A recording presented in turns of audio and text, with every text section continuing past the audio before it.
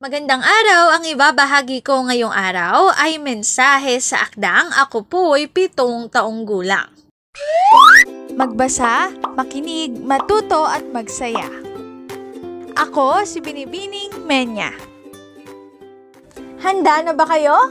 Tara na, umpisa na nating isa-isahin at pirapirasuhin ang mga detalyeng nakapaloob dito.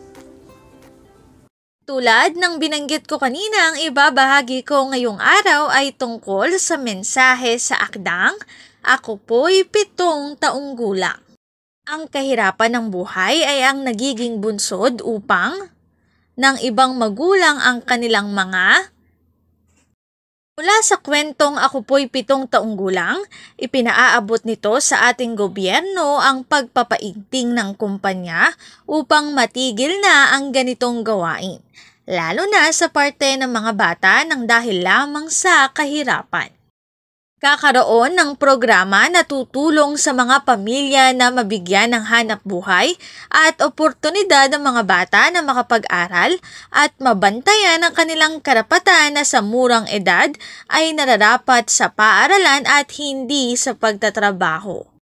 Ang link na ito ang aking sanggunian ng mga impormasyong nakatala sa bawat slides. Kung interesado kayo na magbasa pa, maaari niyong bisitahin ang website na ito.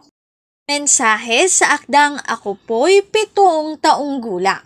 Dito na nagtatapos ang aking pagbabahagi. Sana ay marami kayong natutuhan. Muli, magbasa, makinig, matuto at magsaya. Ako si Binibining Menya. Paalam!